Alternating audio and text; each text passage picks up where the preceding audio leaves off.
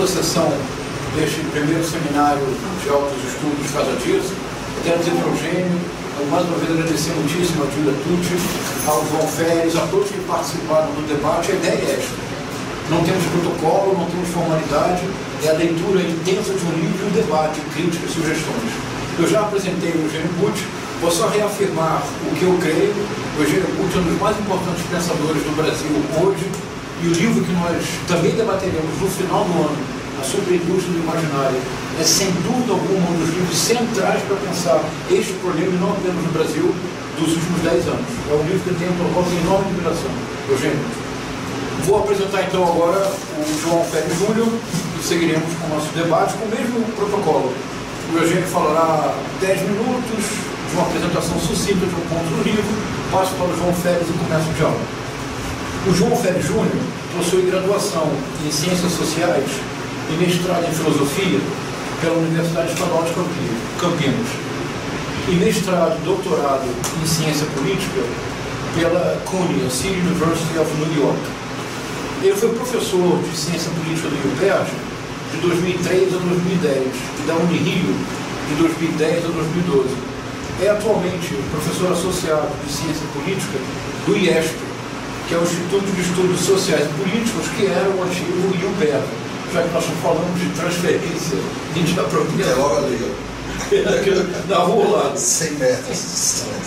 O João é coordenador do Grupo de Estudos Multidisciplinares de Ação Afirmativa, do Laboratório de Estudos de Mídia e Esfera Pública, e no âmbito desse projeto ele coordena dois frutos que são muito importantes: o projeto Manchetômetro e o Observatório do Legislativo Brasileiro. Eu recebo os dois, e são de fato muito importantes e são muito informativos. Essas atividades de pesquisa do João Félix Júnior combinam o rigor acadêmico e a busca pela relevância pública dos resultados, empregando ferramentas de programação para a web e para análise de dados. E no debate inicial que já houve, o João Félix já deixou claro a fecundidade do trabalho que realiza. Ele tem inúmeras publicações nas áreas de estudos de mídia, teoria democrática, políticas públicas, relações raciais e história dos conceitos. Desde janeiro de 2020, ele tem tido uma administração muito exitosa da editora da UERJ, a EduERJ, que cresceu muito e acabou de ser nomeado. Eu não sabia, João, parabéns, e todos nós vamos parabenizá-lo. Ele acabou de ser nomeado secretário nacional de análise, estratégia e articulação da SECOM. Em breve, ele nos deixará no Rio, irá para Brasília, mas seguirá sendo representante da UERJ. Muito obrigado, João, pela presença. Obrigado a vocês. Agora passo a palavra para as considerações iniciais de Eugênio Pucci. Vamos começar as perguntas? Bom, gente, de novo, muito obrigado. Eu tenho que vir aí. Muito obrigado. Para mim tem sido essas horas aqui de um aprendizado incrível. Tenho certeza que isso vai continuar, e eu fico pensando que o maior beneficiado do que está acontecendo sou eu. Eu espero corresponder à expectativa de vocês. É muito difícil eu sintetizar algumas coisas depois de vocês terem lido esse livro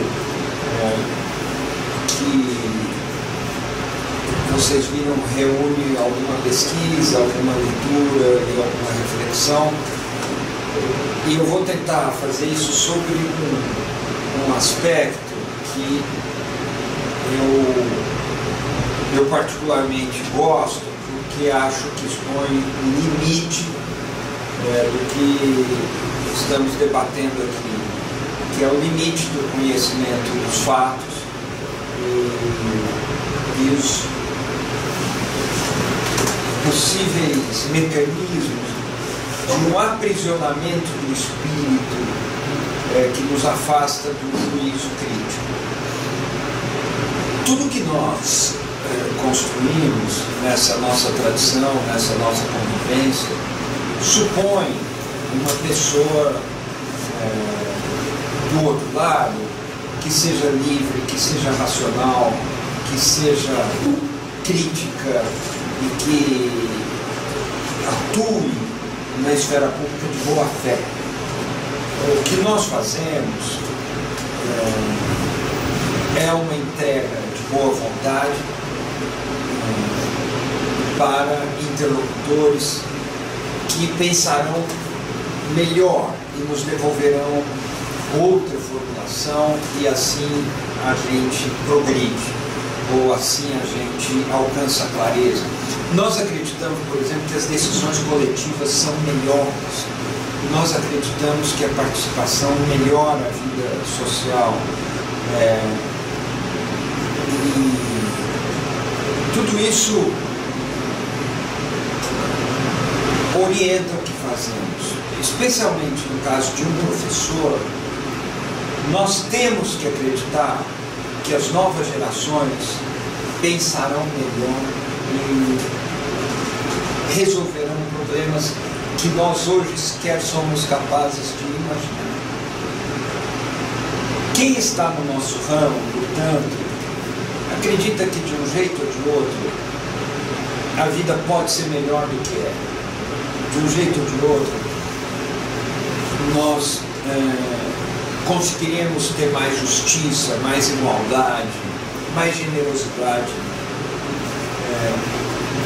Poderemos construir um ambiente de mais respeito aos direitos humanos, com mais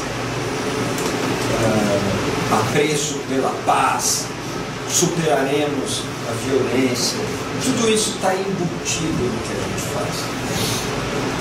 Mas nesse livro, Existe Democracia Sem Verdade Factual, que é uma pergunta, eu encontro esse limite em duas formas de desencontro com a verdade factual. É uma passagem rápida, mas que tem duas ideias que me são caras. Elas são o apagão de consciência, ou, na verdade, eu estou formulando mal, apagão de real. Apagão de real. E a outra figura é o suicídio de consciência. Apagão de real e suicídio de consciência.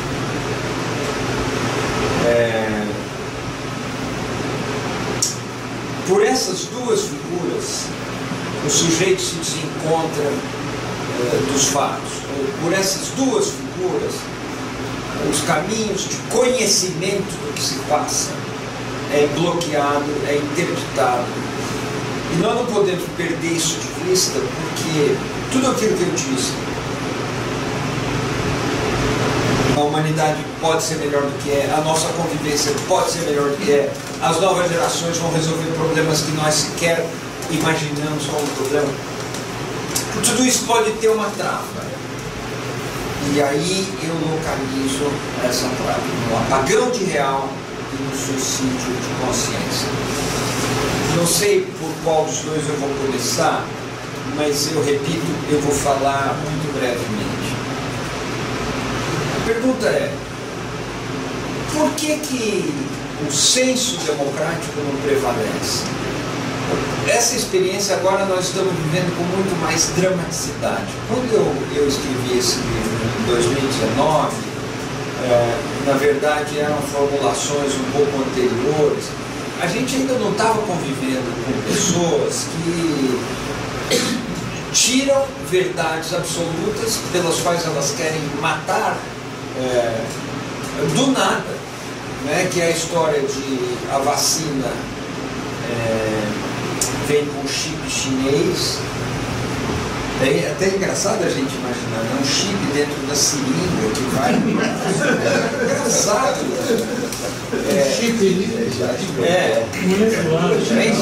Tem com chip. A gente está convivendo com isso. Você expõe um argumento e o argumento não é recebido. Coisas apoiadas num fundamentalismo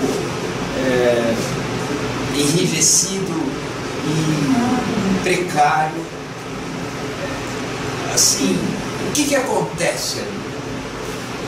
E aí eu exploro esses dois caminhos.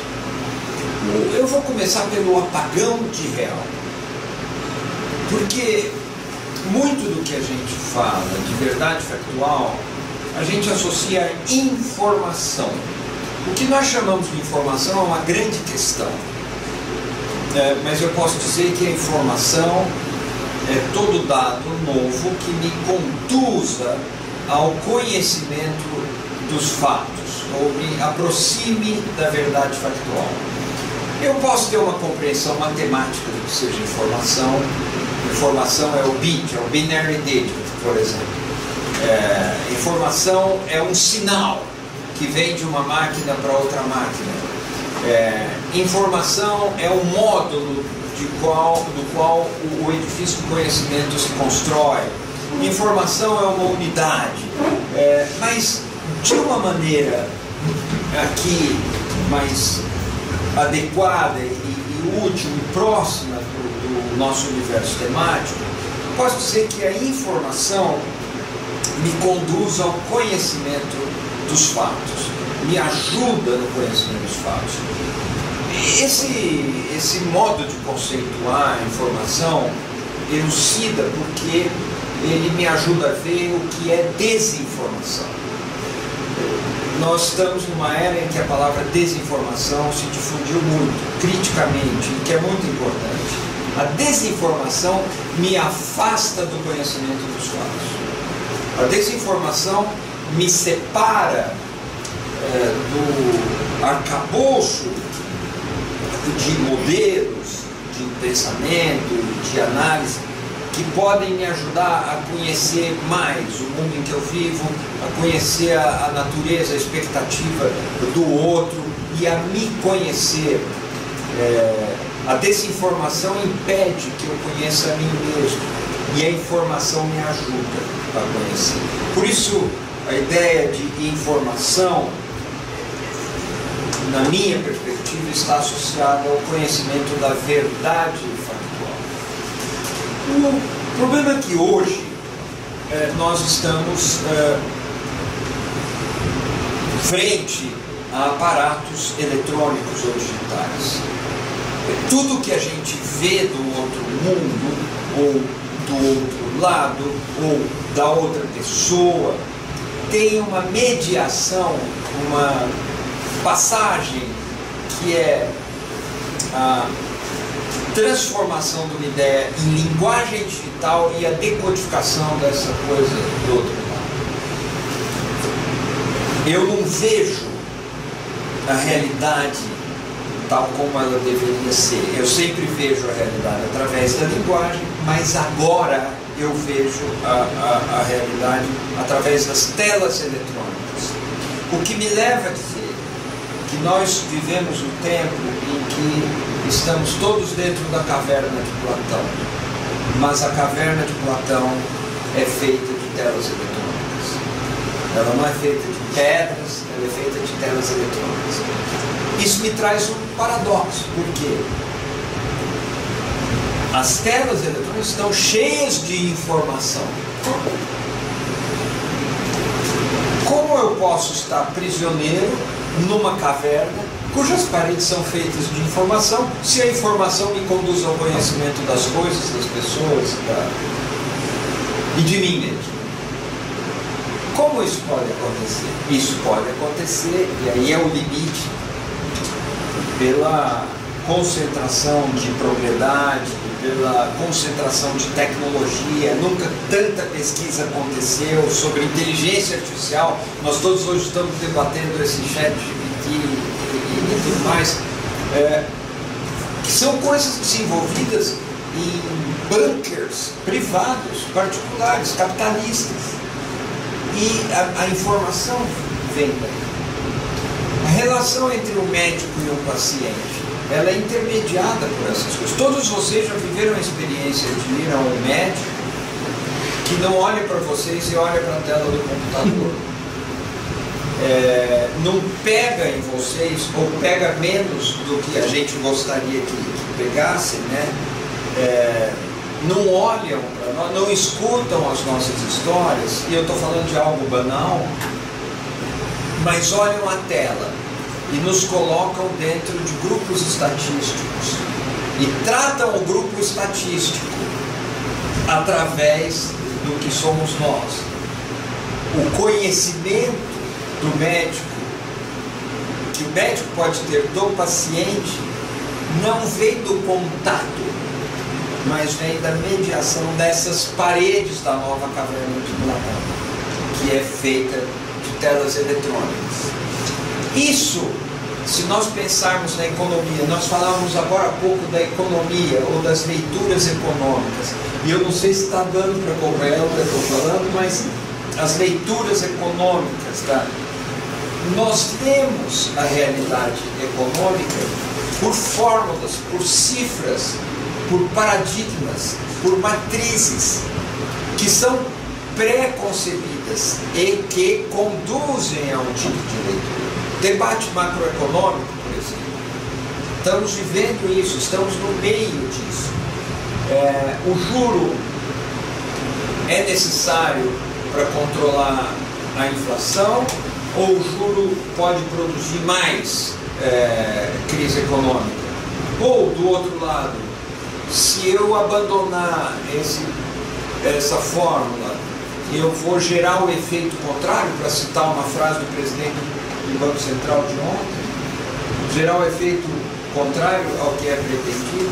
Eu posso conhecer o mundo pelas estatísticas? Ou será que já não existe uma lente nas estatísticas que me dá uma leitura determinada do mundo? A tecnologia não é neutra, isso todos nós sabemos. A tela não é neutra. Não é verdade que olhando a tela eu vou ver o que está na Síria, ou vou ver o que está acontecendo na Turquia, ou vou ver o que está acontecendo na casa ali do lado. Eu vou ver a tela e uma representação da tela. Ela não é neutra, ela já determina o que eu posso ver. Mas quando nós levamos isso a uma outra potência e depois a uma outra, nós vamos ter que o que eu vejo da realidade é um acúmulo de dados digitais, de dados eletrônicos. A isso eu chamo de apagão do real. Porque é lógico que eu conheço o mundo pela minha linguagem, pelos códigos, pelo digital, etc. Mas ao mesmo tempo eu encubro o mundo com isso. O conceito de real na psicanálise, na teoria psicanalítica, que é onde eu vou buscá-lo, envolve um evento que não tenha sido banhado pela linguagem. O real é a morte, o real é o desejo, o real é aquilo que é rigoroso no domínio do meu corpo a despeito da minha vontade. O real é o meu desejo a despeito de mim mesmo, é o que é mais forte do que eu. E quando isso de alguma forma é o que? Jaclacan. Quando isso é apagado de alguma maneira, eu tenho o que eu chamo de apagão de real. Isso é muito próprio da era da informação e é um produto da era da informação que no limite gera uma desinformação estrutural, porque alcança todos. Será que esse caminho de conhecimento, de informação, de busca da verdade factual é confiável? Essa é a pergunta. Não produz um apagão de real, não me leva a uma mentira de estrutura, não uma mentira episódica. Então isso seria um limite. Se triunfar esse modelo, esse matrix, por assim dizer, estaremos para sempre apartados do que teria sido a nossa vocação. É o apagão de real. O outro limite é o que eu chamo de suicídio da consciência. O apagão de real, de que eu acabei de falar, produz um efeito no juízo de fato.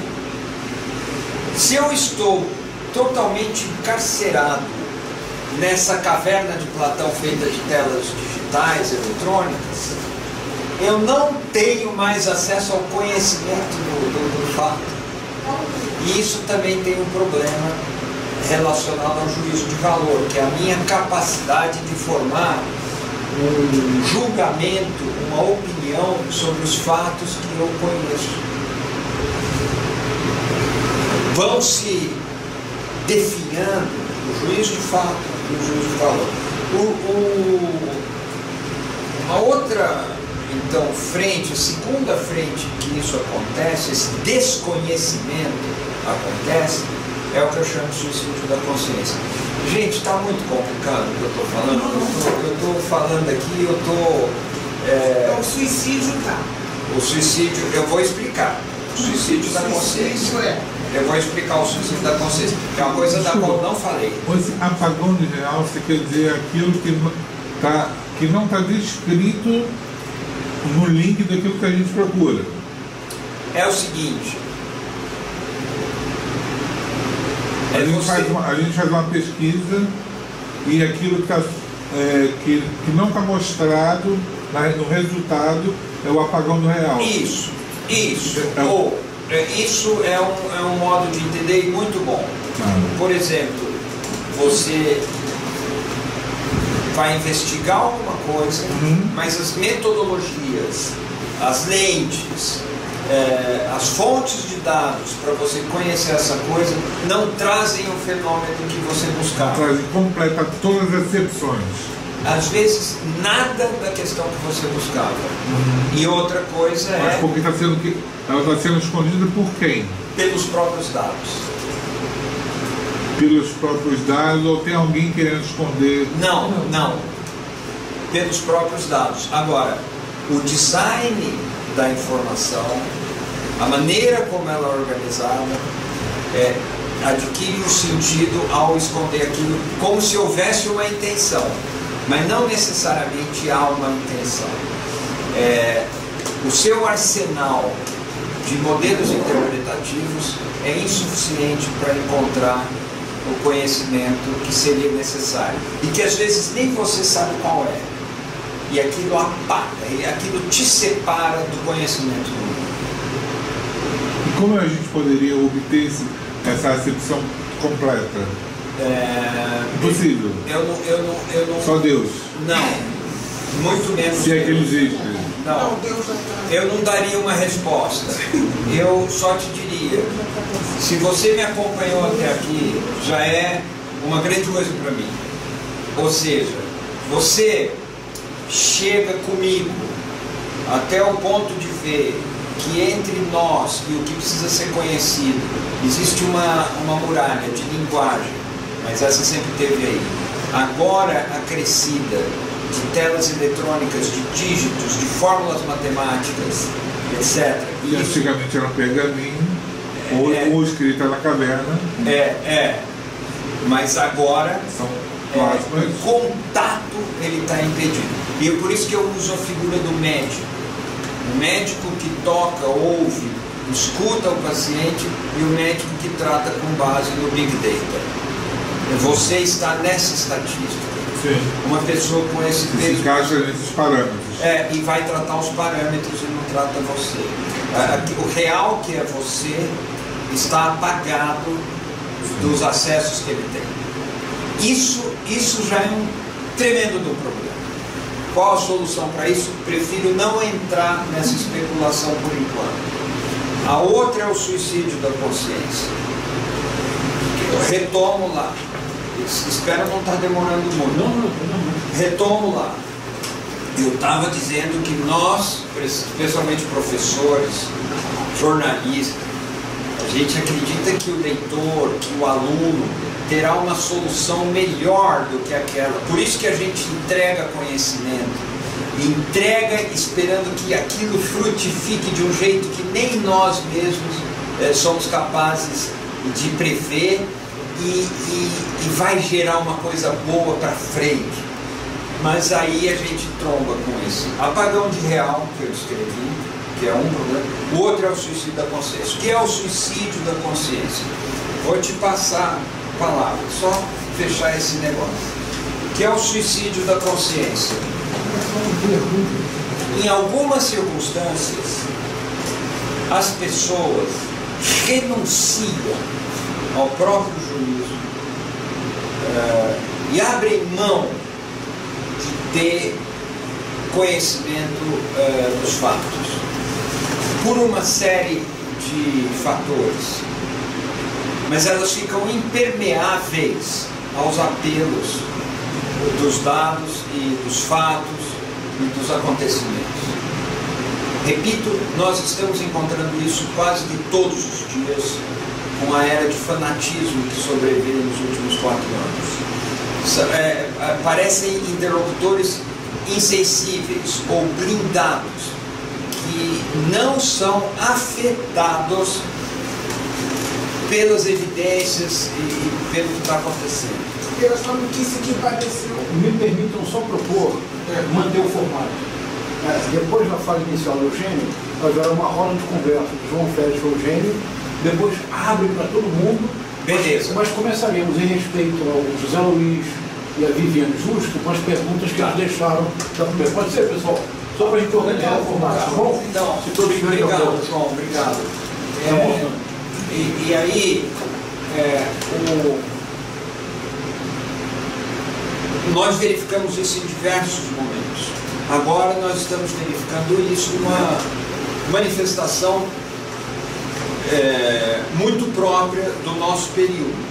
Ou a pessoa que acha que a Terra é plana, ou a pessoa que acha que quem provoca incêndio na Amazônia são as ONGs ambientalistas, ou o negócio do o chip na vacina, ou não sei o que. Essas coisas nos levam à detecção de um tipo de atitude que a pessoa abre mão de conhecer os fatos, rejeita os fatos, porque ela está atada a um senso de pertencimento do qual ela não pode abrir mão. O desespero seria muito grande.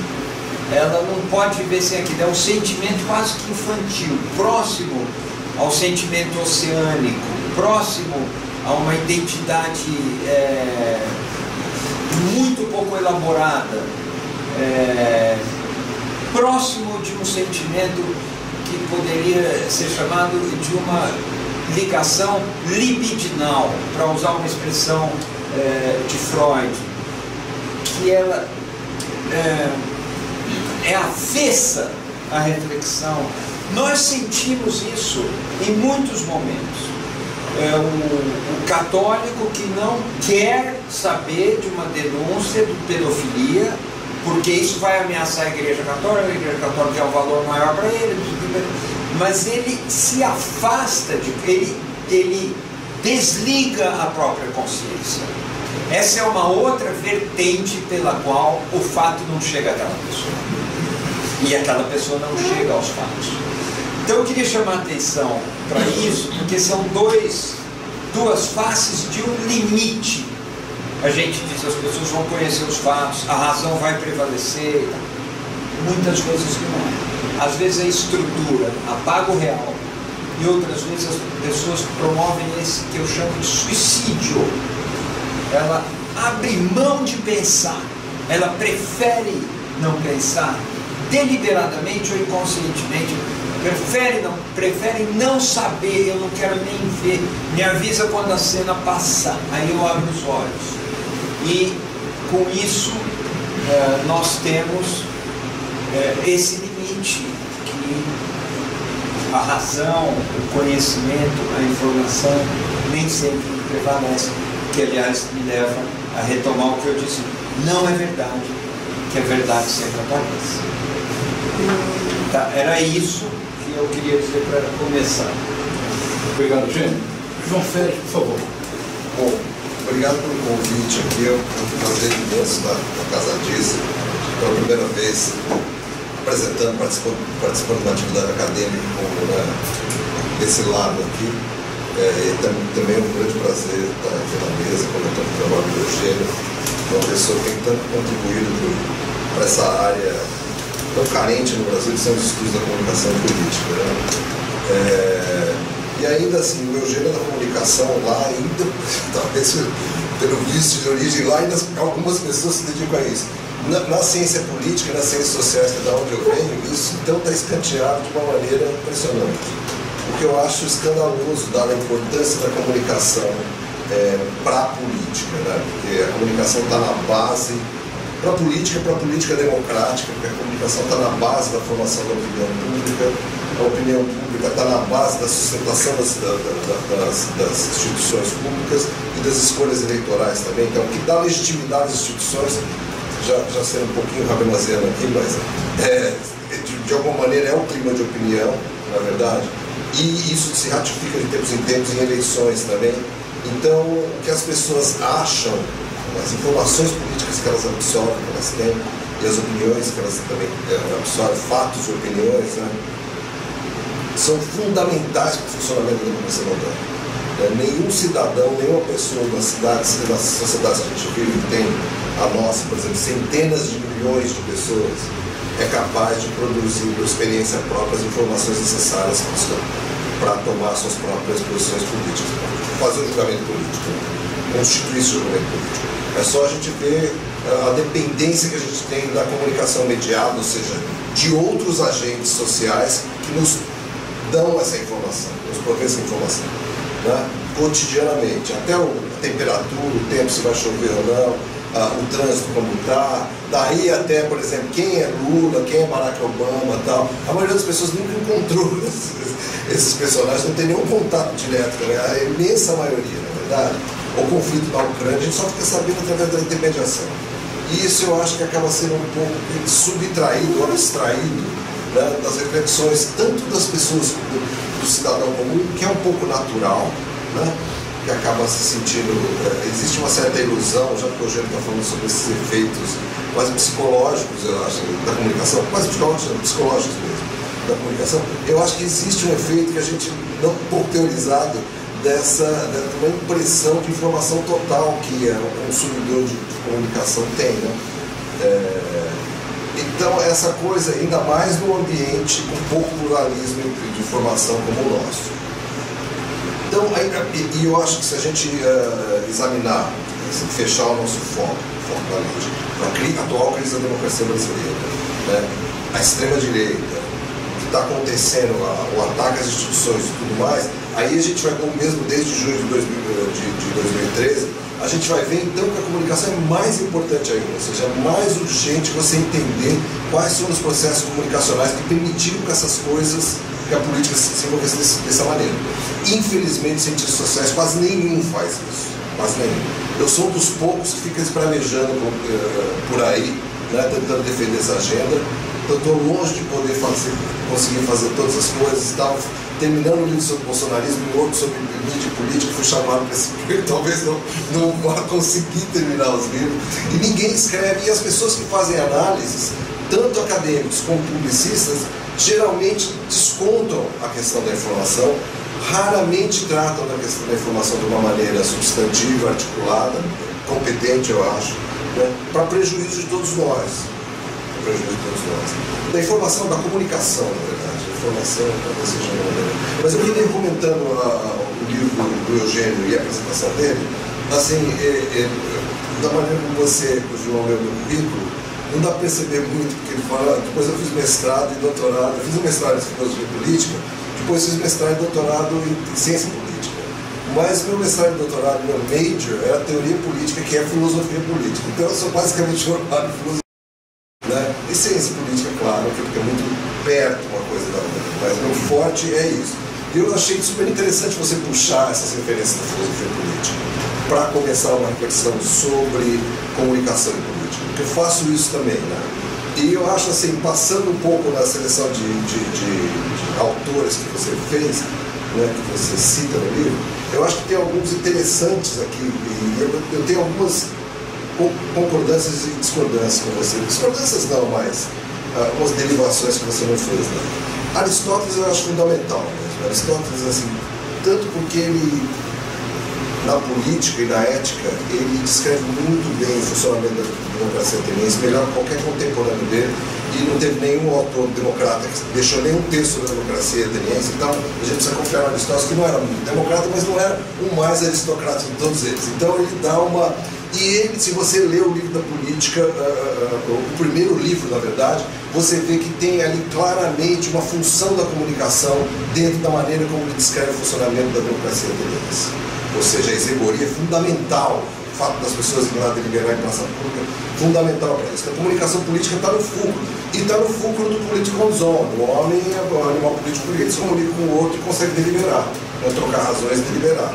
Então, e eu acho que isso é fundamental também para a gente entender quais as diferenças que a democracia representativa trouxe, né, em relação a esse modelo antigo. Porque, assim, muita gente não sabe, mas a democracia acabou no século III a.C., o experimento grego, que era direto, e só os regimes políticos só passaram a se chamar democrático de novo em meados do século XIX.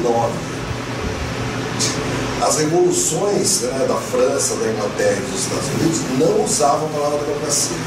Muito pelo contrário, todas as vezes que eles usavam a palavra democracia, era para se referir ao experimento grego clássico de uma maneira meio pejorativa. Eu já fiz inclusive um estudo dos Federalist Papers, assim, para todas as vezes, ou é pejorativo, todas as vezes faz referência ao antigo, e todas as vezes, e muitas vezes é pejorativo.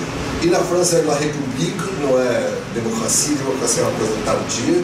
E nos Estados Unidos também, Republic, e na Inglaterra era uma monarquia que tem um problema de identidade até os dias de hoje, eu acho que não resolveu muito bem essa questão, mas é sempre conversando mais com o conceito de república. Né? Então, é muito estranha, porque essa democracia que surgiu é a democracia representativa, como o Bernard Manin fala, não é o regime antigo. E essa democracia representativa se caracteriza pela questão da mediação. A representação é uma mediação da participação, assim como a comunicação também é mediada. Eu concordo com você, assim, você resgatou uma coisa que o Manin também faz um pouco, que é o seguinte: a gente precisa entender esse caminho curto de 2 séculos da democracia representativa e todos os problemas e as transformações nas quais ela ocorreu, por meio das transformações tecnológicas que foram ocorrendo, que possibilitaram novas maneiras de se conceber a representação e a democracia representativa, portanto. Né? Isso teve, assim, efeitos muito importantes para os regimes políticos, para a sua legitimidade, estabilidade, para a sua democracia, para o grau de democracia que eles têm. Né? Então, primeiro você tem o século XIX, ainda aquela coisa, panfleto, jornal, coisas impressas e tal. Começo do século XX começa o rádio, depois televisão, na verdade. Aí depois TV a cabo, internet, redes sociais. Tudo isso mudou muito a relação entre representante e representado e a maneira como representantes e representados comunicam, né? Com consequências para o sistema político. Outros autores que eu acho fundamental também é o debate sobre representação, que você tem, começando com o grande crítico Rousseau, depois Montesquieu, que segundo os Founding Fathers é o cara que começa a pensar isso, e depois os Founding Fathers, particularmente o James Madison, que é a questão de pensar como a democracia, esses caras, o James Madison, na verdade, ele que pariu a ideia da democracia representativa como a gente pensa hoje, porque é ele que propôs o modelo de funcionar um esquema, né, republicano numa sociedade enorme, porque o grande problema da sociedade enorme é como você vai, e é um problema comunicacional também, que você vê no Rousseau e Montesquieu muito bem teorizado, como você vai conseguir produzir uma deliberação se as pessoas moram em cidades diferentes, separadas a 500 quilômetros uma das outras, em país até mais, na verdade, numa época que as pessoas só andavam a cavalo. Porque no século XVIII, quando Rousseau e Montesquieu pensaram nisso, por exemplo, você imagina como você vai produzir um sistema de deliberação minimamente republicano e minimamente democrático? É impossível. James Madison tenta resolver, ele propõe uma solução que deu nos Estados Unidos, o sistema representativo dos Estados Unidos, que foi, de alguma maneira, um espelho para a maioria dos países presidencialistas, né? E até influenciou os países da Europa parlamentaristas, eu acho. Então, e essa é uma questão importante. E ele fez isso ao propor, a trabalhar a questão da mediação. E se você lê, inclusive, tem que ter uma questão comunicacional também ali, na defesa do sistema representativo que ele propõe. Eu vou entrar em detalhes aqui. Agora, Platão, eu não vejo muita coisa do Platão, não. Assim, para a gente tirar para a nossa questão, grande questão de comunicação e política no contexto democrático atual, de crise da democracia atual. Porque, assim, na metáfora da caverna, você propôs agora essa coisa de usar a metáfora da caverna transferida no tempo da superinformação digital. Bom, a metáfora da caverna, na verdade, originalmente é uma infra-informação, né? Porque são sombras distorcidas E agora é muita informação. Tudo bem, isso para mim tá ok, é legal, funciona nesse sentido. O que para mim eu não vejo muita saída é a outra parte, ou seja, o que significa o cara que sai da caverna e vai para a luz e vê as formas e de fato tem um conhecimento verdadeiro. Nos dias de hoje, eu acho que foi sua pergunta também, né? Qual seria a tradução dentro da metáfora para isso nos dias de hoje? Se você pudesse comentar depois, assim, porque eu não vejo muita saída para isso. Outra coisa da mentira necessária do Platão, por exemplo, das leis tem muito isso, né? Eu acho que o Platão tem uma concepção muito aristocrática de regime político, tal, que não dá para importar, é difícil. Eu gosto muito dele, gosto de Sócrates e tal, assim, ele é muito inteligente, mas quando vem para a questão democrática, ele é muito aristocrático, né? Até nas leis, que é um diálogo que pouca gente lê, assim, e que tem os erros de democracia, ainda assim tem o conselho noturno, aí tem uma coisa de meio de enganar o povo, né? E continuar com o regime oligárquico. Para ele é aristocrático, falar oligárquico, eu acho que eu não gostaria. Maquiavel, eu acho um cara brilhante, ele não precisa da minha opinião. Todo mundo sabe que é brilhante. Eu acho que o Maquiavel, ele é muito. Eu estava escrevendo um texto sobre isso, ele é muito atual nos dias de hoje. Porque é o seguinte: esse debate que a gente teve sobre o assalto às instituições da democracia, né, do bolsonarismo, por exemplo, eu acho que muitas das pessoas que estão no debate público trazem um vício de origem, que é o vício do pessoal formado em direito, né? Juristas, que é esse vício de achar que a Constituição é o limite normativo do debate, entendeu? Da política. Eu acho isso não é somente uma falácia, mas é um erro muito perigoso assim, de se cometer.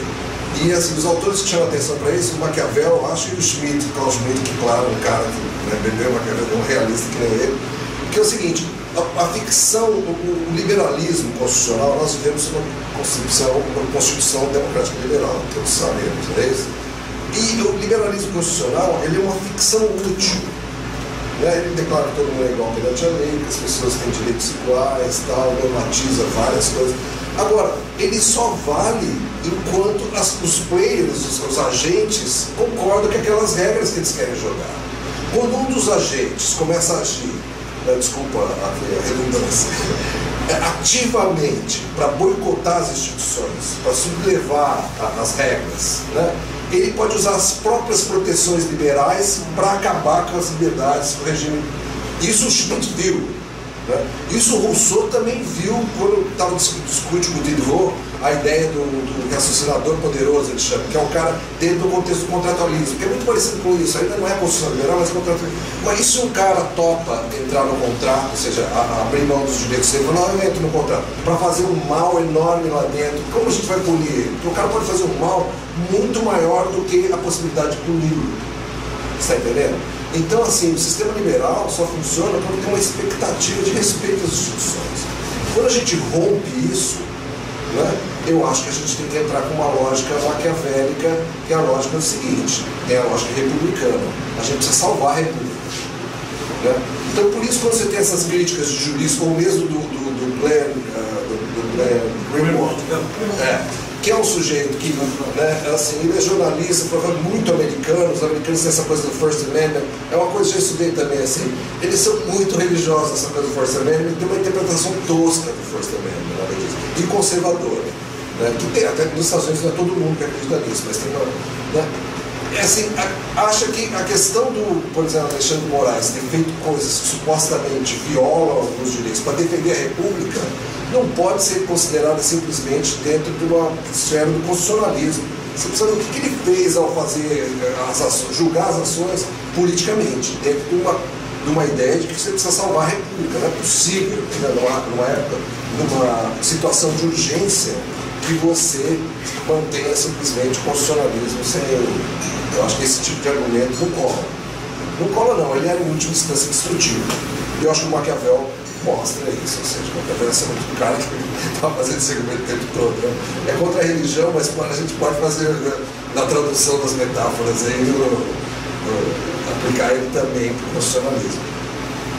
Então eu acho que a gente pode pensar em jogos encapsulados, na qual você tem realmente a importância do constitucionalismo liberal, mas a gente precisa considerar também a importância da manutenção das instituições democráticas, que são a República. né? Ou seja, as eleições, os caras não vão violar as eleições, cancelar a eleição. Isso precisa ser mantido, acima de tudo, entendeu? E aí, quanto à questão da verdade, eu acho assim, eu não sou um grande fã de Hannah Arendt, né? Preciso confessar, eu até gosto de Passado e Futuro. É um livro super legal, super inteligente, ela tem várias coisas que eu discordo peremptoriamente delas, muito. Mas eu não vou entrar nessa questão da criticar a Hannah Arendt. Eu só acho que é o seguinte, para a gente pensar esse problema, eu acho que o Habermas é mais útil.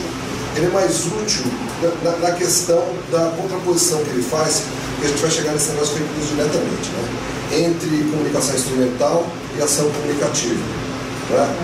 E eu acho que a esquerda se viu pega nesse dilema na eleição de 2018. Por quê? Porque a esquerda ela é presa de uma ideia deliberativa de política, concorda?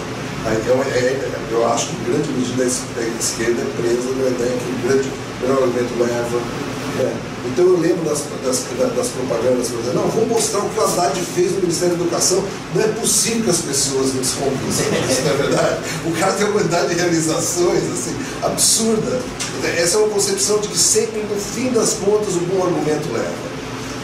A extrema-direita, como a gente sabe, assim, não opera por aí. Opera no total, o porteiro aberto para falsificação, engodo, manipulação, né? E eu acho o seguinte, o problema é que a gente, por mais que, por exemplo, possa ter uma visão mais estratégica da comunicação, a gente não pode, a esquerda não pode se rebaixar a jogar no mesmo plano. Não é verdade? Porque senão você está, na verdade, se desfazendo da própria ideia de deliberação, que é o que sustenta a democracia. O problema é que a ideia da troca de argumentos, na qual eu posso convencer você, você pode me convencer, e a gente está olhando para uma coisa que são decisões públicas, que vai afetar o nosso bem-estar todo, está na base, como diz o Habermas, não é que as coisas funcionam perfeitamente dessa maneira, mas é que a gente pode imaginar as coisas funcionando se não tivesse nada disso. Esse é o contrafactual. Se isso não tivesse de fato, não fosse um elemento. Então, assim, se a política fosse só um jogo de poder, de influência, o mais forte contra o mais fraco, será que a gente pode conceber uma política democrática dessa maneira? Eu acho difícil. Então, eu acho que ainda tem que haver um espaço para melhoria da qualidade da comunicação política na nossa sociedade. Eu acho que você concorda com isso, você chegou no mesmo lugar.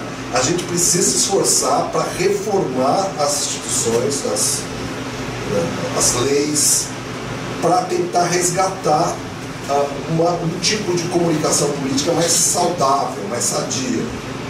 Porque ela foi pervertida e assim, a prevenção não é de hoje, mas ela ganhou, eu acho, intensidade nos últimos tempos devido a uma mudança tecnológica que foi as redes sociais. Né? Posso falar mais um pouquinho? Claro. Por mim, eu estou adorando. Por favor. Tá. Quanto ao status, eu vou voltar aqui, mas eu quero chamar do status da verdade factual. Eu acho o seguinte, essa coisa da Hannah Arendt, porque é muito difícil você não filosofar sobre esse tipo de questão, essa é uma questão da filosofia, assim, quase como uma questão metafísica do ser, não é? Muito próxima dela, né? O que é verdadeiro, até assim, né? Então, do ponto de vista das ciências sociais, por mais que a gente possa ter discussões epistemológicas, metafísicas, epistemológicas sobre o que é verdadeiro e o que não é, eu acho que do ponto de vista das ciências sociais, o que mais cola, o que mais funciona, né, para a gente pensar a sociedade, é uma visão pragmatista tipo Richard Rorty, de que o que é verdade, não só Richard Rorty, assim, Thomas Kuhn também, assim, todo esse pragmatismo mais recente do século XX e tal, a verdade, sociologicamente falando, é sempre um certo consenso intersubjetivo, não é? Ou seja, 3 modelos de verdade. Um que a gente pode chamar de positivista, que as coisas são verdadeiras em si, né? A verdade está contida no objeto, a despeito de quem está olhando. Né? Outra totalmente subjetivista, que alguns seguidores de Derrida e Foucault, por exemplo, adoram, que é assim, a verdade é sempre uma coisa totalmente subjetiva, cada um que olha uma verdade diferente, produz uma verdade diferente de acordo com seus interesses e com o poder que ele está querendo exercer. Então, dependendo da vontade de poder, né? tudo mais. Eu acho que nenhuma dessas duas nos serve para pensar nada, porque elas são extremamente... Uma é paralisante, que é essa verdade, né, positivista, e a outra é completamente niilista, fortemente niilista. Né? A gente não consegue se entender, a gente está em briga. Tem tudo a ver com a outra coisa que eu falei, que eu tinha falado antes, de achar que em sociedade a gente vai se organizar pensando as pessoas simplesmente com pessoas interessadas tentando uma manipular a outra. É simplesmente a projeção, vamos dizer, desse realismo para o âmbito da convivência social. Eu acho que a solução, na verdade, é pensar a verdade sempre como produção de uma intersubjetividade, grupos de pessoas que acreditam que aquelas coisas são verdades. E vocês vão ver que isso explica, em grande medida, tudo que a gente chama de verdade, inclusive as verdades científicas, infelizmente. Infelizmente ou não, né? E eu quero só sugerir provas bem simples para vocês sobre essas coisas. É simplesmente você jogar com os dois elementos que permitem a gente fazer crítica, os elementos mais produtivos do ponto de vista da crítica, do raciocínio crítico. Eu acho que é a história, né, e a diferença de cultura barra espaço. Né? Então, vamos pegar a ciência. O que a gente acredita ser ciência hoje em dia, física, por exemplo, né, não é mais a física newtoniana, ou pelo menos parte dela não é mais. Né? Só grande parte é, mas parte não é mais. Então, isso mudou. Né? Quer dizer, ou seja, mesmo as teorias da física, que é uma das ciências mais basilares, se transforma historicamente, quer dizer que não existe uma verdade objetiva última que a gente descobriu sobre essas coisas. Né? E dependem muito, como Thomas mostrou, das opiniões que eu tenho. Biologia mais ainda. Se a gente vai para as ciências sociais, então, ou sistemas de governo, as verdades morais, isso também tem constante transformação. Outra maneira de aplicar, ao invés de usar o tempo, usa o espaço. Sociedades diferentes têm verdades diferentes, tanto factuais quanto morais. Então a gente tem que pensar, eu acho, o tempo todo nessa coisa da intersubjetividade. Isso é importante porque a informação interage muito com a intersubjetividade. Então as pessoas formam as suas concepções de fatos e de verdades morais a partir muito das informações que recebem, em grande medida, do input. A existência de Deus, por exemplo. Deus é uma verdade factual, a existência de Deus? Eu não vou pedir para levantar a mão, não. Vocês vão ver que tem gente que acha que sim, tem gente que acha que Deus é só uma licença poética para as coisas, e tem gente que acha que é uma grande falácia, não é verdade? Assim, a gente vai conseguir chegar a uma verdade factual sobre isso, vai ser difícil, né? Mas entendendo como verdades intersubjetivas, eu acho que de repente a gente pode se transformar numa sociedade que todo mundo acha que Deus existe e opera no mundo o tempo todo. Por exemplo, a Revolução Bolsonarista talvez tenha como objetivo isso. Isso vai ser uma verdade factual nessa sociedade, que espero que nunca venha. Mas vamos lá. E a coisa dos fake news, né? Eu acho que eu concordo. Só para entender melhor, então para você a verdade seria determinada através de um consenso, através de uma espécie de... aquele diagrama de Venn, não é isso? Ela é cultural, no certo sentido ela é cultural, mas claro que ela se consolida também em instituições. Pega a ciência. Através de diversos pontos de vista, aí faria uma triagem deles para ver o que seria, qual deles seria delimitado. Veja bem, é uma votação. Não precisa chegar na linguagem, não precisa ir para a ciência. A linguagem também é intersubjetiva. Né? Os significados das coisas são coisas que a gente entende e partilha com as outras pessoas, ela não é objetiva. A palavra sabão, né, só escrita a palavra sabão, ela não quer dizer nada se uma pessoa não entende aquilo e não sabe decodificar o código das letras e não sabe atribuir aquilo ao significado cultural da comunidade de pessoas falantes da língua portuguesa que sabem o que é sabão. Tá? Tudo normal, é isso. Tá, vamos lá. A coisa da fake news, eu acho o seguinte, eu discordo daquilo que você falou, eu acho que fake news é tão antigo quanto a humanidade. Né? Assim, por quê? Porque news, na verdade em inglês, é novas, notícias e tal. O que mudou foi o meio de comunicação, não o fato das notícias. Notícias viajam e produzem efeitos ao viajar desde a antiguidade. Tem um mito do Teseu, eu até fui procurar o Teseu que eu li outro dia. O pai dele se matou porque pensou que ele tinha sido comido pelo Minotauro. Ele tinha combinado com o pai que ia avisar antes, não avisou. Um dos, na versão dos mitos, informaram o pai errado. Né? E o pai se jogou no Egeu, se jogou no mar, que se tornou Ele mar viu Egeu. a bandeira, ele achou que a bandeira era... Outro exemplo, outra versão é que ele ia pôr as velas, trocar a cor das velas. E ele esqueceu. Aí o pai falou, puta, morreu, se matou. Foi. Não é isso que eu quero dizer, claro, essa alegoria assim. Mas eu acho que o que a gente tem que capturar, na verdade, é a mudança dos meios, porque eles produzem efeitos, sem ser muito maquiavelliano, mas de fato isso é um insight interessante, né? Você citou protocolos dos sábados do Senhor, né? Teorias da conspiração, são coisas, fake news complexas, né? Grandes narrativas e tal. QAnon é um monte desse negócio. Você sabe disso? Qual é a diferença entre o protocolo dos sábados e o QAnon? É que o QAnon está fazendo isso numa velocidade, assim, está rodando, o meio mudou. Agora a ideia em si. Sabe o que é QAnon, né? QAnon, sabe o que é? Não, também. Eu não sei se as pessoas sabem. Você sabe o que é QAnon? É um espantoso. Não, comente então, João. Até para gravação. Uma definição. Tem um documentário no Netflix, posso falar? É muito bom isso. Muito bom, QAnon é um influenciador de uma rede social americana que chamava 8chan, e que ele se tornou muito famoso, próximo do Trump, dos trumpistas, e virou uma referência na divulgação das teorias mais malucas que você pode imaginar. Tipo assim, sei lá, o Obama não é americano, ou não sei o que lá. A pizzaria da Hillary, né, que os democratas iam comer criancinha, literalmente, uma coisa também da antropofagia. Coisas absurdas. E no caso, o QAnon, como equivalente nos Estados Unidos de uma deputada federal, há uma deputada federal que foi eleita e a plataforma dela era a difusão da teoria QAnon. Aquela loira? Totalmente maluca. E ela recebeu comissões muito importantes, ela seria representante de alto nível de comissões de educação, mas fizeram uma exigência, que ela renegasse a teoria conspiratória do QAnon. Ela se recusou e perdeu todas as comissões. Ela é deputada federal. Ela é a Carla Zambelli. É a Carla Zambelli, esquece de fazer minha Do ponto de vista cognitivo, ela é pior que a Carla Zambelli. Sim, mas isso não é possível.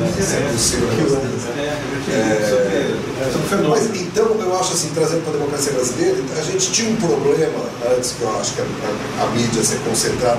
E o problema da grande mídia brasileira, eu acho, também, é que ela, na verdade, tem uma falta de pluralismo interno e externo, entendeu? Então, os órgãos não têm pluralismo dentro deles, os estudos do Manchetal que mostram isso.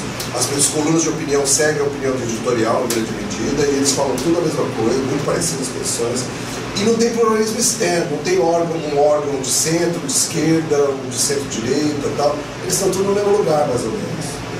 Isso é um problema para a democracia, porque as pessoas sofrem ao receber agendamento ruim, ou seja, fatos que são...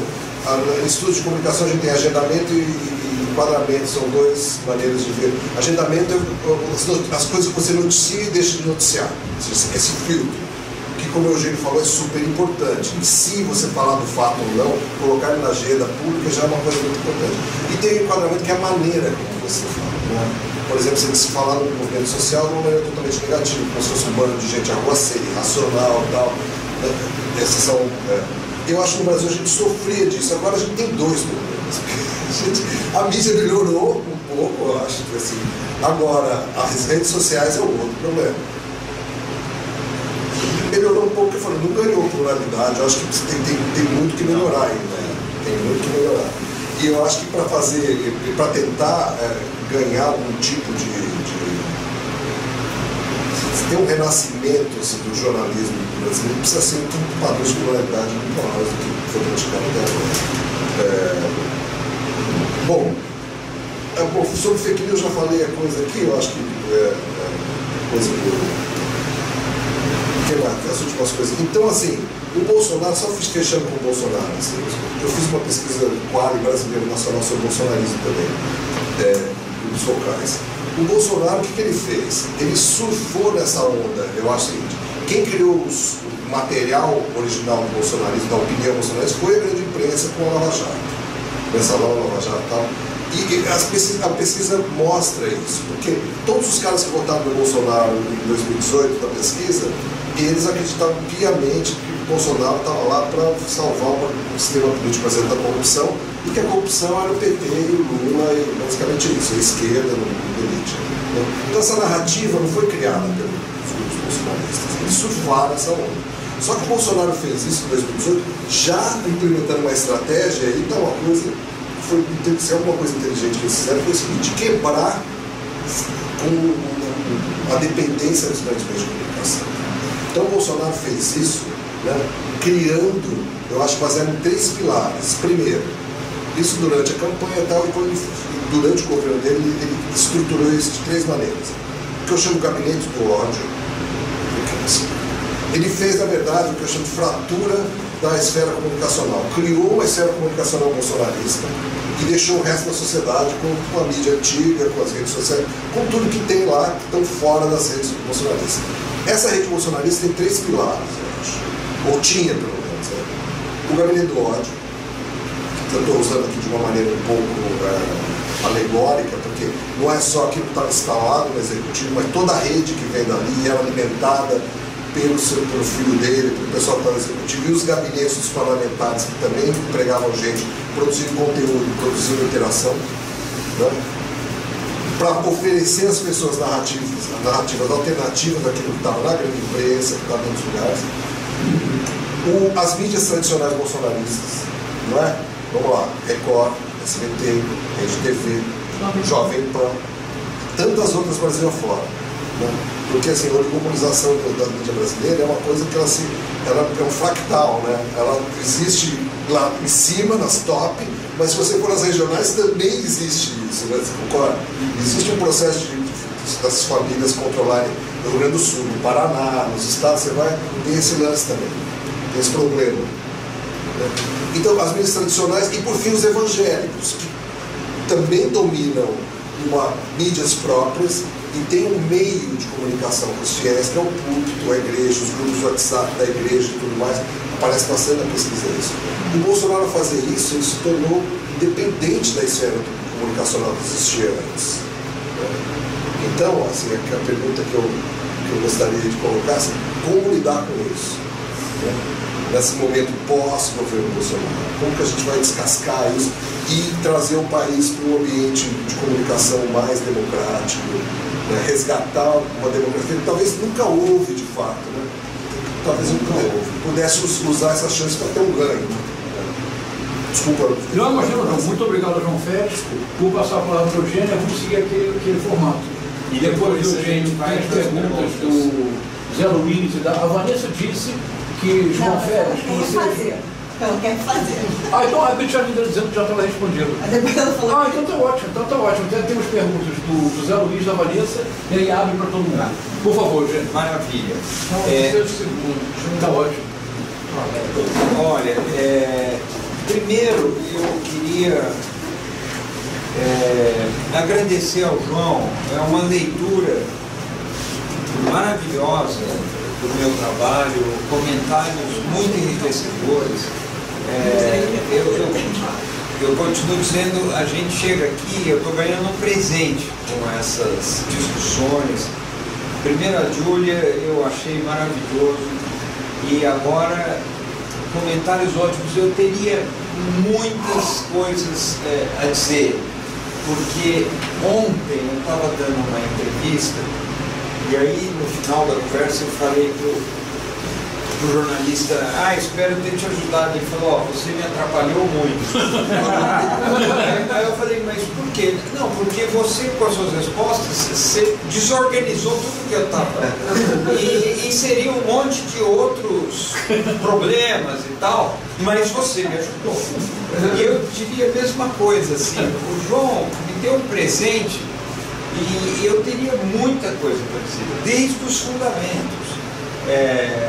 Sua leitura é muito elaborada, muito madura, você domina super bem um tema que é ultra complexo, que é difícil, que não é compreendido. O que você fala do Habermas é ultra pertinente, na minha modesta opinião, mas eu no Superindústria do Imaginário me referencio muito no Habermas por uma série de questões e eu considero que tem momentos importantes no trabalho dele, como todo mundo respeita muito, e seria uma saída, mas eu tenho uma razão para ter ido por Hannah Arendt. E é uma razão de uma empatia que eu tenho com ela, mas ao mesmo tempo uma razão epistemológica e metodológica. Eu acho que o livrinho que eu fiz deixa isso um pouco claro. Mas deixa eu ver se eu consigo comentar algumas coisas. E, João, eu não quero me demorar, sabe? Eu tenho muita expectativa. De que depois a gente possa comentar mais, com mais detalhes. Eu falei muito. Mas não, você falou super bem, falou com muita clareza, muita pertinência, ensinou muito, uma beleza. E de fato sou muito grato. Deixa eu ver, talvez eu pudesse começar por Hannah Arendt mesmo. E veja só, Habermas, quando fala da questão da verdade, ele fala da veracidade, daqueles três requisitos do que a gente pode aceitar como verdadeiro, a retidão normativa. São três categorias que não vêm ao caso aqui, mas basicamente se trata do seguinte: quando ele trata da verdade, e é uma coisa que nos ajuda muito, mas não foi por essa chave que eu fui. O que eu digo é verdadeiro quando, em primeiro lugar, corresponde ao que de fato está acontecendo. Se eu digo, está chovendo lá fora, isso é verdade ou não, dependendo de é preciso ir lá fora e ver se está chovendo mesmo. Se não estiver chovendo lá fora, eu não estou falando uma verdade. Em segundo lugar, é uma categoria que é uma espécie de honestidade intelectual, a gente chama assim. É preciso que aquilo que eu digo corresponda de fato ao que eu penso. É preciso que aquilo que eu digo corresponda de fato ao que eu penso. É um apagão de real. Mas sem suicídio da consciência. Sem suicídio da consciência. Não, mas olha só, são três exigências muito interessantes. Primeiro é que há uma correspondência, isso é o que até fala sobre a verdade, a ideia da correspondência, a correspondência entre o relato e o acontecido. Isso é algo perseguido o tempo todo, é uma ideia simples. Habermas vai conjugar essa ideia, isso está em teoria da ação comunicativa, teoria do agir comunicativo. Habermas vai conjugar isso com uma outra exigência, uma segunda, que é: eu preciso estar dizendo o que eu realmente penso. Porque eu posso dizer, está chovendo lá fora, e na verdade está chovendo lá fora, só que eu acho que está sol lá fora. Eu estou dizendo algo que para mim não é verdadeiro, eu estou iludindo a quem está me escutando por um artifício. Então essa exigência precisa ser atendida para que eu possa aceitar como verdade. E uma terceira é a retidão normativa.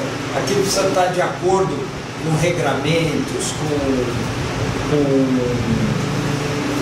formas de enunciação, porque eu não posso falar está nevando lá fora, seria um absurdo, ou eu não posso dizer algo que contrarie o espaço em que nos movemos, com as regras com as quais nos movemos, envolve o universo jurídico, mas não se limita ao universo jurídico.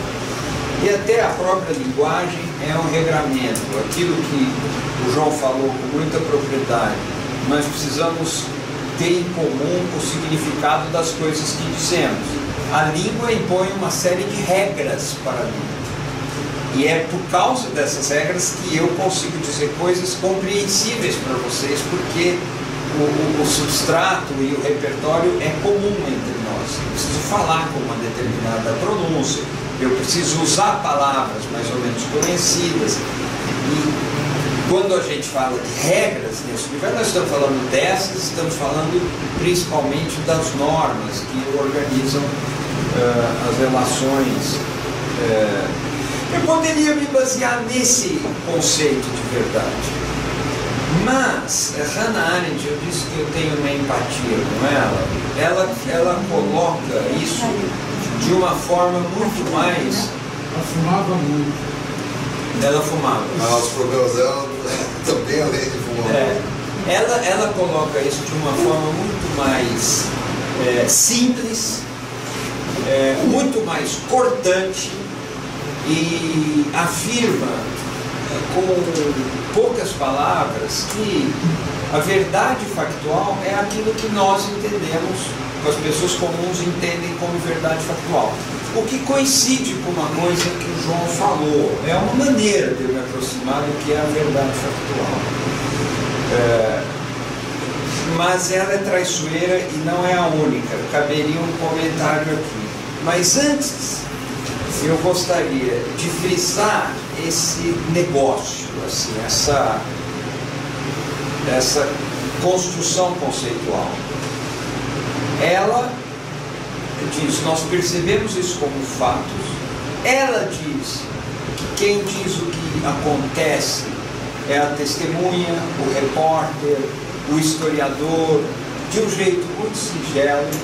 E ela, filósofa, separa esse critério do critério da discussão filosófica. Não é que a gente esteja se afastando ou renunciando à discussão filosófica, mas é simplesmente que essa verdade factual, na sua simplicidade, nos basta para entender em que consiste o nosso compromisso com a verdade numa interlocução ampla, para muita gente, para o conjunto da sociedade.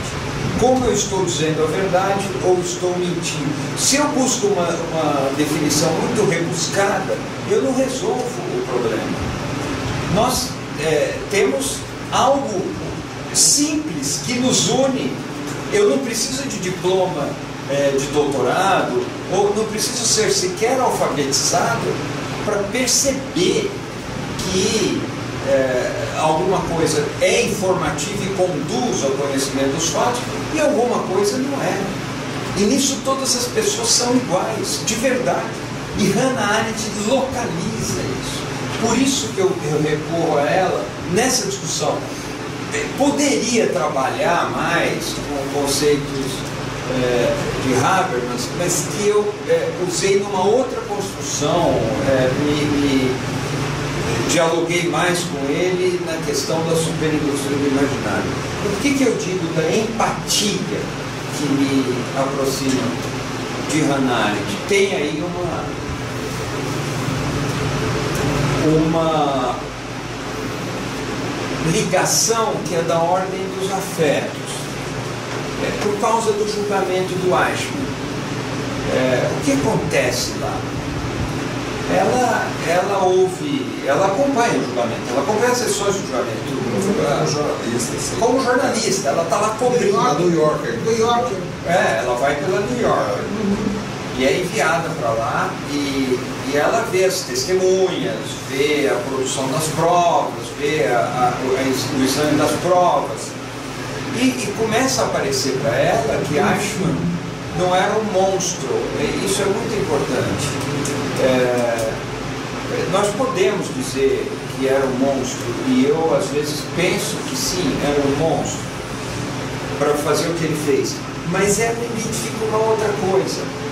Ela identifica que esse é um cara cumprindo ordens, é um cara exercendo aquilo que ele acredita ser o seu papel, o seu emprego, está dentro do regramento do Estado ao qual ele serve, condena um monte de gente à morte, ou viabiliza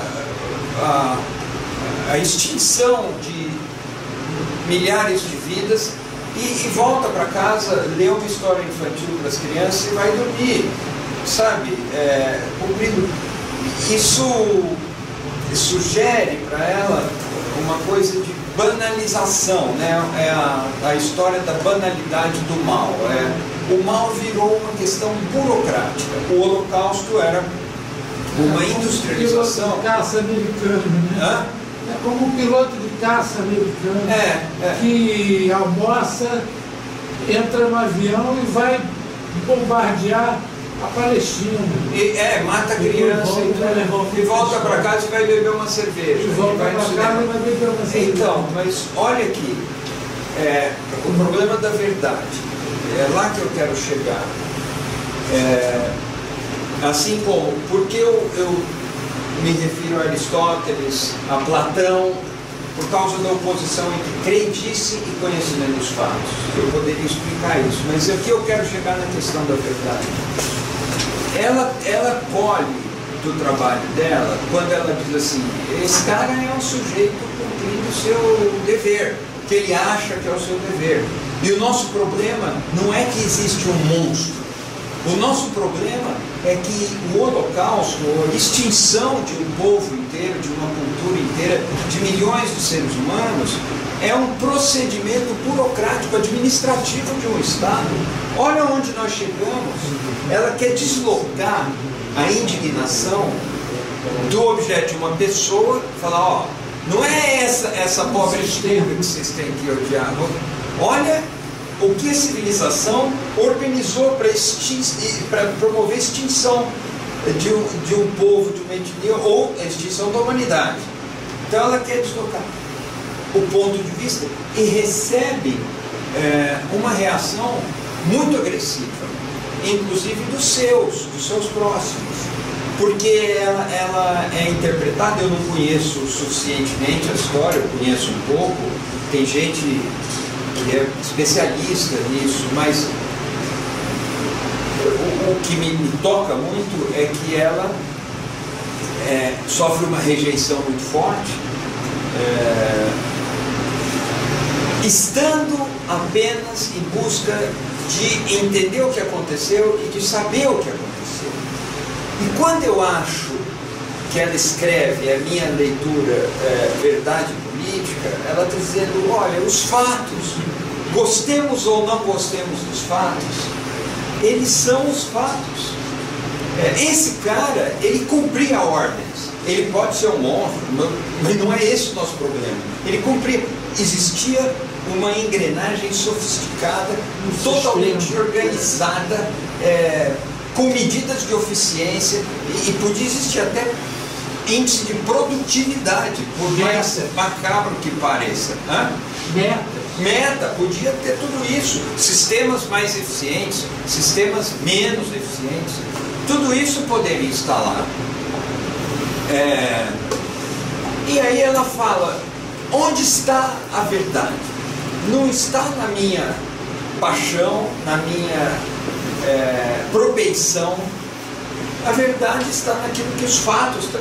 Quem me traz os fatos? A testemunha, o historiador, a mídia. Não, ela não fala isso. O filósofo e o repórter. Ela enumera as pessoas que me trazem a verdade, porque ela quer encontrar, é isso que eu acho maravilhoso, ela quer encontrar a essência daquilo que nós tomamos por verdade factual, por verdade dos fatos. Está tendo uma epidemia de meningite no Brasil. Isso é uma verdade factual. Não precisa atender requisitos de outros níveis de discussão. E nesse sentido, isso é interessante, João, não basta o fato de todo mundo estar de acordo ou de aquilo ter uma validade intersubjetiva. Isso não é suficiente. Muitas vezes a verdade dos fatos contraria essa intersubjetividade. O tema da intersubjetividade, por outros caminhos, eu trabalhei num livro bem antigo, já tem uns 20 e poucos anos, que discutia, entre outras coisas, a objetividade na imprensa. Eu me ocupei muitas vezes da objetividade da imprensa. Eu dizia, a objetividade na imprensa é uma intersubjetividade. A objetividade na imprensa não é um relato que decorre do objeto, ou que decorra do objeto, mas é um relato que preenche as expectativas do sentido dos interlocutores envolvidos sobre o objeto. É sempre uma intersubjetividade. É um lugar para se encontrar a verdade, mas o fato de as pessoas tomarem aquilo por verdade não torna aquilo uma verdade objetiva e não torna aquilo uma verdade de fato. Veja só, os seguidores de uma religião, eu estou preocupado porque essa conversa vai longe, eu já estou curioso para ouvir o João,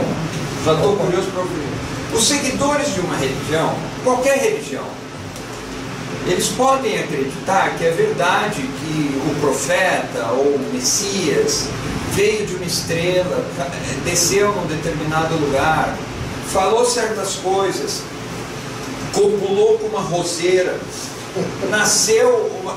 Podem dizer que isso é verdade absoluta. Aquilo figura entre os dogmas que eles seguem e intersubjetivamente isso é verdade. Mas isso não é equiparável ao registro ou ao plano da verdade factual. Nem mesmo os adeptos dessa religião dirão que a fé que eles professam tem o estatuto de verdade factual. Eles dirão, isso é uma fé, eu creio que isso é verdade, isso move a minha vida. Mistério da fé. Mas é a minha fé. Mas eles não têm a pretensão de que aquilo seja. Eles não têm a pretensão de que aquilo seja adotado pelos cidadãos comuns para deliberar sobre assuntos comuns. Então existe uma intersubjetividade numa verdade religiosa, existe um compartilhamento, existe a aceitação coletiva de que aquilo é a verdade essencial da vida, mas não há ali a pretensão de estender essa verdade, o estatuto de verdade factual, para embasar decisões coletivas sobre assuntos comuns. Pelo contrário, em muitas religiões existe a clareza de que a esfera da fé religiosa não deve se confundir com o domínio político de verificação dos fatos. E mais até, um dos problemas da democracia brasileira... Cita um exemplo. Vou dar um exemplo aqui. Muitas religiões são contra... Alguma religião é contra a transfusão de sangue, mais de uma. Porque seria uma invasão do domínio de Deus. Não obstante, não há uma batalha de opinião pública para impor isso que é verdadeiro para certas religiões para as outras pessoas que não professam a mesma fé. O aborto tem tido alguns episódios assim, mas não é o mais comum. O mais comum é que na democracia contemporânea, em que a ideia de Estado laico se disseminou, as pessoas separem assuntos religiosos de assuntos da política, que aí sim é importante a verdade factual. Então a mera coincidência de convicção entre vários indivíduos numa intersubjetividade que consideram verdadeiro determinado dogma, embora exista isso não significa que aquilo seja verdadeiro. E uma coisa interessante... O que confere o estatuto de verdade é um fato?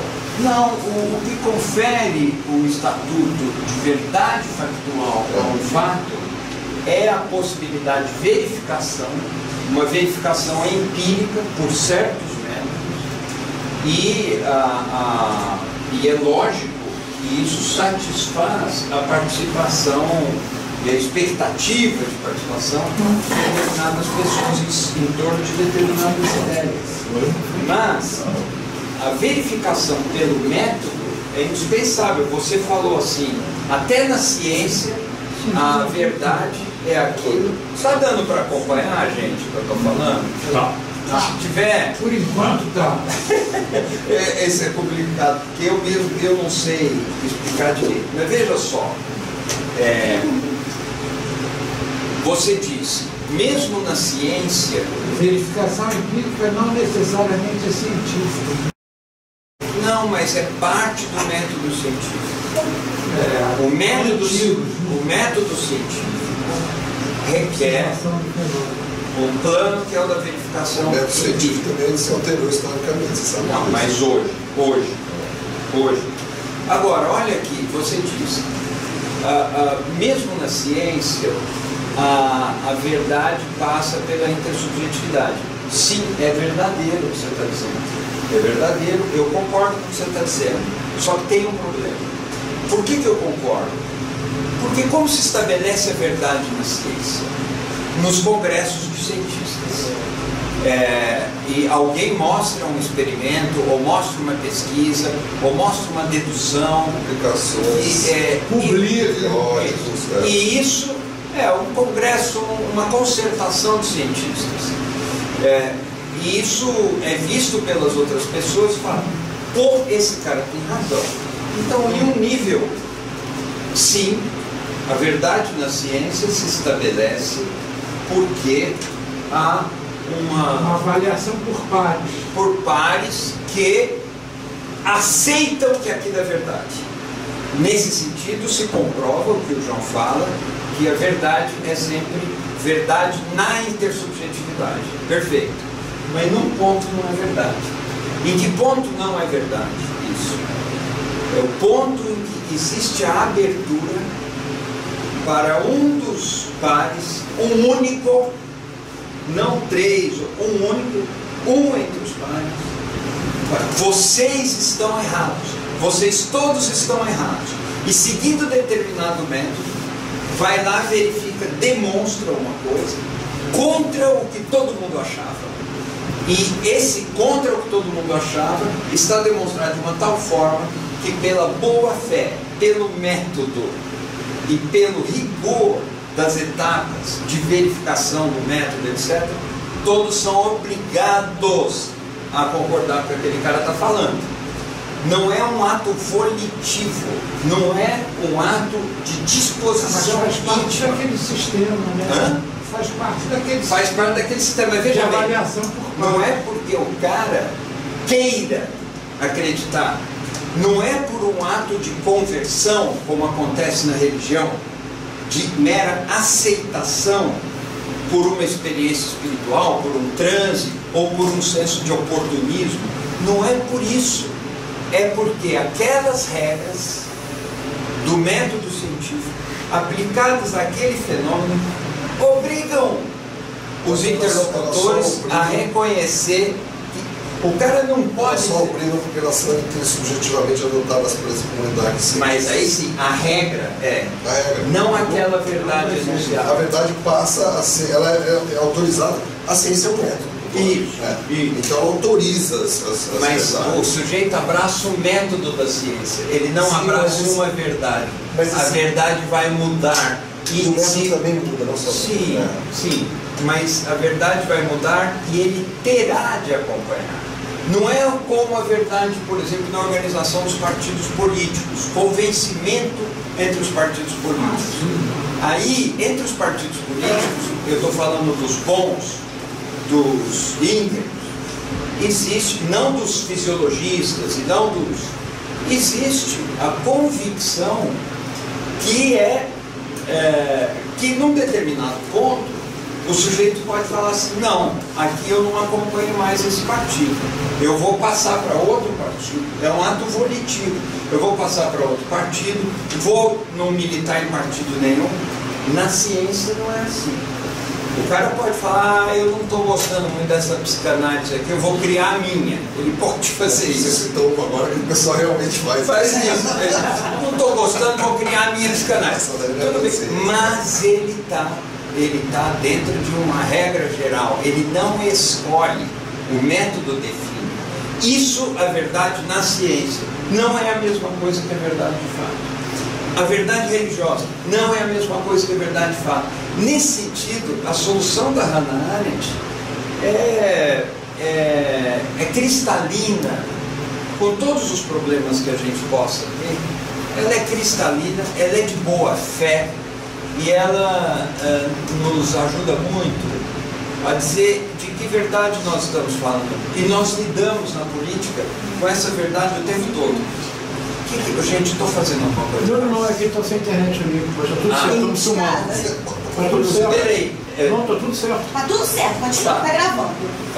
Só uma coisa. YouTube. É que tem muitas coisas assim. O mito da caverna, eu também queria comentar o mito da caverna. Por favor. Por que eu pego? Gente, explicar. Deixa eu só fazer um parênteses com a Hannah Arendt.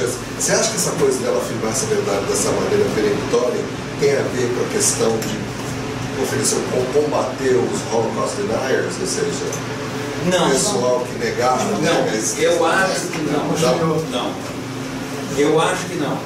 Da Shoah, como chama Shoah? Que faz sentido, né? Assim.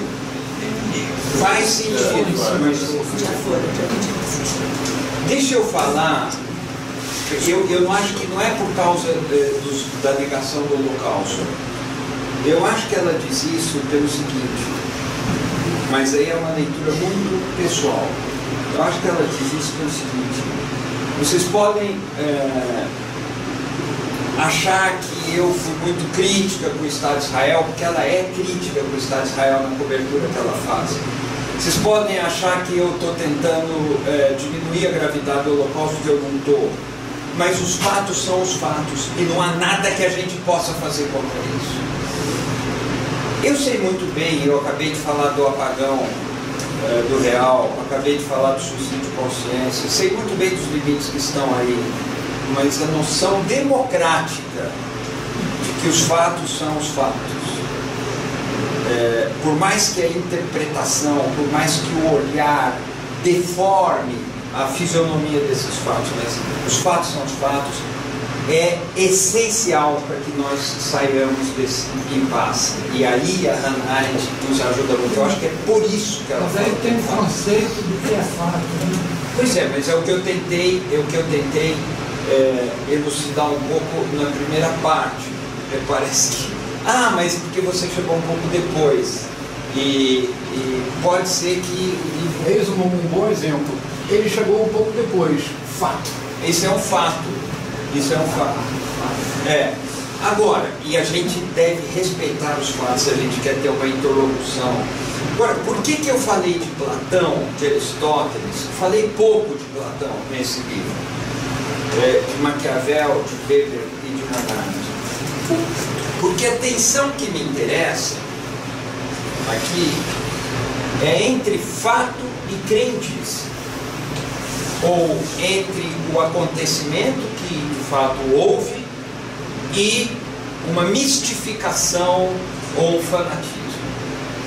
E aí eu pego a origem da filosofia. É incrível, mas a origem da filosofia é um movimento contra as tolas crendices dos gregos, né? E é um esforço daqueles que querem ir atrás do que realmente aconteceu. E aí Aristóteles é uma voz insubstituível. Estou de pleno acordo com o João nesse ponto. Mas eu quis dizer que Platão também é. Numa perspectiva muito singular. Muito singular. Porque Aristóteles critica muito Platão. Porque Platão é um pouco onírico, né? Platão, na visão de Aristóteles, Platão exagera nas idealizações e tal, e não conhece as coisas como elas realmente são, mas sim como ele gostaria que fosse. Tudo isso são críticas de Aristóteles. Mas quando Platão faz o mito da caverna, ele está fazendo um alerta. Vamos ficar menos com as sombras e vamos ficar mais com o que acontece de verdade. O que significa conhecer o que acontece de verdade? Não sei responder, mas eu não preciso responder. Por quê? Porque o alerta em Platão de que é preciso conhecer o que acontece de fato, já está lançado. E nesse sentido ele é válido, percebe? É só como um alerta. Mas o nó importante lá é Aristóteles. Maquiavel eu pego pela mesma razão. Maquiavel lança um grito de independência em relação à Igreja Católica. Ele fala, olha... Ele fala, olha, não é com a sacristia que nós vamos fazer política. Tudo bem, Deus existe, ele paga o tributo lá, ele fala, Deus é ótimo, nada contra Deus, mas a política é de outro domínio. Outra vez é um esforço para sair do fanatismo e entrar na política. Por isso eu pego. Por que eu pego Weber também? A tensão é a mesma. Porque Weber faz a oposição entre a ética da convicção e a ética da responsabilidade, com uma clara preferência pela ética da responsabilidade, dizendo que a política não pode ser movida por convicções, por crenças, ela precisa. Isso me lembra o que Freud chama de princípio de realidade. E depois Hannah Arendt, porque outra vez isso, não vamos nos deixar guiar pelas nossas conveniências, pelas nossas preferências, vamos tentar conhecer o que se passou de fato. Eichmann não é um monstro, não é esse o nosso problema. O problema é que foi criada uma engrenagem industrial poderosa para eliminar milhões de pessoas sob o nosso olhar, para roubar essas pessoas. E tirar as posses e tudo, mas o Holocausto é o que é mais impressionante. Na nossa civilização, a máquina do Estado funcionando, azeitada para fazer isso. Esse é o grande problema. E isso, eu acho que essa tensão aparece nesses 4 autores, ou 5, em momentos diferentes. Haveria outras coisas aqui, mas eu vou falar só mais uma coisinha. News. Não pode falar. News é um conceito subordinado à existência social histórica da imprensa. Está fazendo uma análise etimológica. Não, porque etimologicamente sim, tanto que existe a palavra, mas é o mesmo com informação. Informação, existe até uma origem grega do termo, mas é claro que a gente usa informação vindo do latim, informatio, estou pronunciando mal. Mas o sentido de informação é um sentido sécular. News não é... A palavra existia, new existe, mas o sentido de news como notícia... News no sentido de nova, sim, também. Não, porque você pode até falar em boas novas. Então, as novas são as notícias, sinônimo de notícias. Mas a notícia não é essa raiz, é uma outra coisa. Tanto que a fake news faz uma falsificação de forma. E a forma que ela falsifica é a forma da notícia jornalística. Nem toda fake news tem essa forma, mas predominantemente elas têm essa forma. É uma forma da notícia jornalística, é a encenação de um discurso impessoal, de um discurso, aspas, objetivo, normalmente uma coisa com título, olho, um lead, uma foto, uma legenda, ou alguém segurando o microfone fazendo às vezes de repórter. Aquilo parece uma notícia jornalística, mas não é. A fake news é uma falsificação de forma, e essa falsificação de forma só é possível porque existe antes a forma notícia jornalística. Essa forma notícia jornalística é uma criação do século XIX, mais para o final do século XIX. É só porque existia isso que aquela outra forma pôde grudar nessa. Porque news aparece no Evangelho até, pode aparecer, mas o sentido é de boas novas ou de notícias... Good news. Não é nem good news, mas é mais ou menos. Porque quando a gente fala good news, já tem a presença aí do que é o jornalismo. É o news no sentido de notícia mesmo. Mas a palavra notícia também em português existe há mais tempo.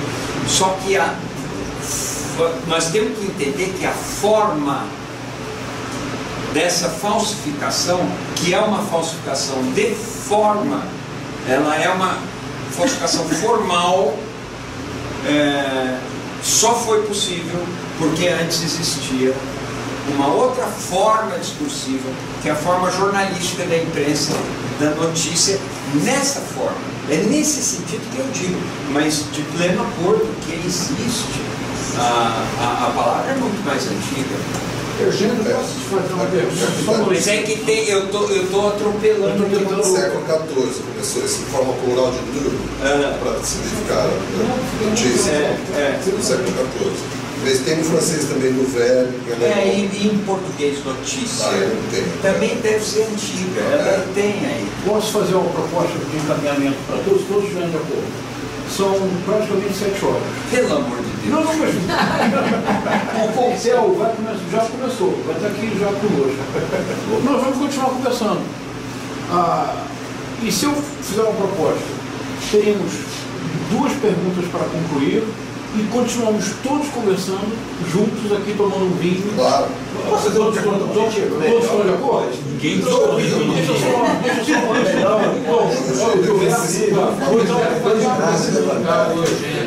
e todos de acordo? Então, agradecer muitíssimo. Pessoal, por aí, no mínimo, para concluir, nem por essa olha, agradecer muitíssimo a João Félix, porque uma das ideias do Seminário de Altos Estudos é exatamente o que o João fez, Eugênio. Ou seja, trazer questões, discordâncias, levantar pontos, ampliar o horizonte. As suas respostas foram realmente brilhantes e foram motivadas por essa possibilidade. Então, é exatamente o que nós esperamos para o Seminário de Altos Estudos. Se todos estiverem de acordo, eu vou pedir então que o Gilberto e o Marcelo façam objetivos. Vou fazer uma pergunta objetiva. Não, deixa eu terminar, por favor. O Eugênio responderá objetivamente e continuaremos sem prazo tomando vinho aqui. Ótimo, tá bom? Melhor parte. Então, Gilberto, por favor. Os 2 fazem e o Eugênio responde os 2. Por favor. Não, eu acho os 2 brilhantes, mas me interessa mais a opinião do Eugênio, que eu sou da área de ciências humanas, que é a mesma do Félix. Essa história desses 4 anos do bolsonarismo que nós passamos aqui no Brasil, que teve a teoria do terraplanismo, da China tentando contaminar a população do mundo, e que foi assimilada pela população mais pobre do país. Quer dizer, você que é da área de comunicação, por que isso acontece? Não, eu vou tentar responder objetivamente e não intersubjetivamente. Mas olha só, o estrago que a desinformação faz fica nítido quando a gente vai falar de vacina. O Brasil sempre foi um país que tinha muito êxito nas campanhas de vacinação e isso refluiu. Refluiu porque foi feita uma destruição cultural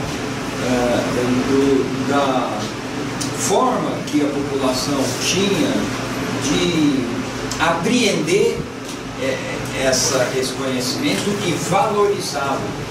Como é que eles baniram esses caras aí do governo anterior? Foi um retrocesso da civilização. Como é que eles fizeram isso? Em parte caluniando a vacina, mas em pouca medida destruindo a reputação da ciência.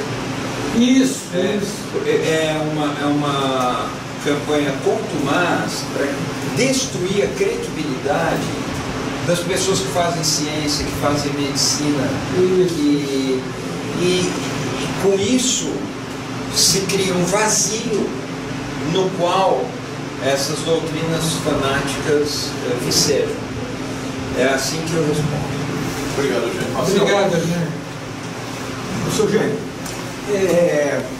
eu queria matizar um pouco essa sua ideia de suicídio da consciência, poder entender um pouco melhor ela, né?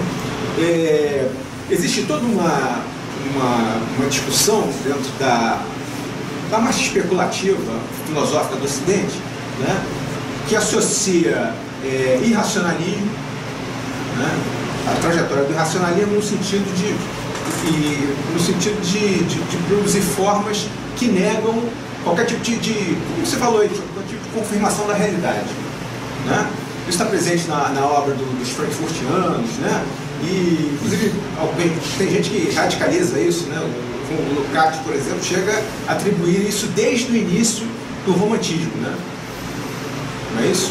Mas, a pergunta objetiva, em que medida essa ideia sua de suicídio da consciência, ela dialoga com essa ideia de racionalismo nessas formas de neofascismo contemporâneo? Ou se você mesmo acha que essa ideia de neofascismo contemporâneo não é muito produtiva, digamos assim, para o debate? Não, deixa eu começar pelo final, também vou responder rapidamente. Eu acho que o que nós estamos vivendo no trumpismo aqui no Brasil, o bolsonarismo, nós estamos vivendo na Hungria, de alguma maneira,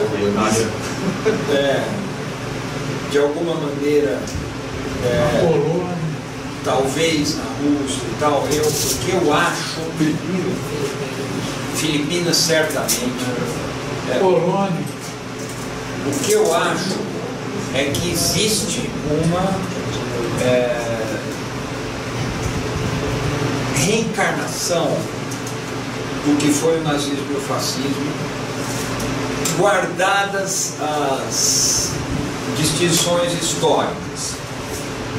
É uma forma de autoritarismo com vocação totalitária, muito mais perceptível no nazismo do que no fascismo, mas vários elementos daquilo retornaram agora. O machismo é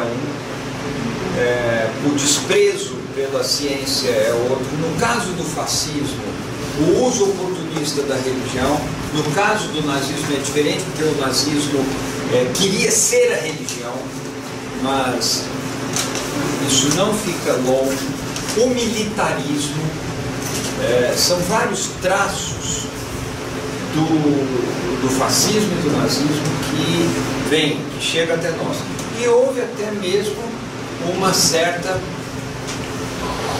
encenação, né? Teve um secretário que copiou um discurso do Goebbels, teve a experiência do globo lixo, que eu chamo, veja bem, em que terreno nós estamos. Nós defendemos a Rede Globo contra o Bolsonaro. Nós defendemos. Veja bem, a expressão, se não me engano, em alemão, vocês vão me corrigir, acho que era Lügenpresse, que é a imprensa mentirosa. Era uma imprensa muito repetida pelos nazistas. Isso foi o globo lixo no Brasil. O globo lixo não era um ataque contra a Rede Globo ou contra o Roberto Marinho. Era um nítido ataque contra o que o público entende como imprensa, como jornalismo. Do mesmo jeito que o ataque contra os cientistas não era contra um cientista ou contra quem defendia a vacina. Era algo para quebrar a credibilidade de toda a ciência. E o que conseguiram? Então, aí nós temos um problema, que é o seguinte: a cobertura da Lava Jato foi desequilibrada. Na minha modestíssima leitura, foi. E eu identifico um erro técnico lá. Mas, veja só, tão logo assumiu o poder, Bolsonaro começou a bombardear a Rede Globo, a bombardear a Folha de São Paulo. E de onde vinham as notícias que abasteceram o debate público que levou à vitória sobre Bolsonaro? vinham da apuração de repórteres profissionais dos grandes veículos de comunicação. Algumas coisas não eram dos grandes veículos de comunicação, mas poucas, a grande maioria foram falcatruas identificadas por esses repórteres, que são gente como nós, e profissionais sérios, dedicados, alguns correndo risco de vida. Então, por aí eu chego no que você pergunta. Sim, nós vivemos uma reedição. Se você olhar a reedição do nazismo e do fascismo, do mesmo jeito que o nazismo e o fascismo foram uma reedição... E a questão do racionalismo também. Então, foram uma reedição do bonapartismo do século XIX. É um tipo de poder que busca uma relação direta com as massas, que cria um evento externo para unificar o interior, que atropela o parlamento a partir do poder executivo. Há várias... que a pequena o judiciário, há várias semelhanças entre esses modelos, e nós chegamos a esse modelo. Aí você fala do irracionalismo. Eu não conheço muito essa matéria, mas esse suicídio da consciência, sem dúvida, ele tem traços de irracionalismo, mas ele é determinado, na leitura que eu faço, por um desejo imperioso de ser aceito por um chefe. Seja um chefe político, seja um chefe religioso, que acontece muito no nazismo e no fascismo. No nazismo é muito interessante que os jovens se sentiam amados por Hitler e se sentiam diretamente convocados por ele. Em regimes autoritários ou totalitários, esse traço aparece. E, recentemente, isso aparece também. A pessoa, o sujeito, melhor dizendo, ele é refém do laço libidinal que ele mantém com o líder. Ele depende desse laço, ele depende de acreditar que ele é amado pelo líder. O toque de amor que ele recebe vem da figura do líder, a quem ele deseja, e ele se sente amado. Nada que possa afastá-lo desse líder, ele vai tolerar. Como ele não tolera esse afastamento, ele renuncia à sua própria consciência. Nesse sentido é irracional ou irracionalista, mas há alguns traços que eu acho que são mais particulares. Tá bom? Obrigado.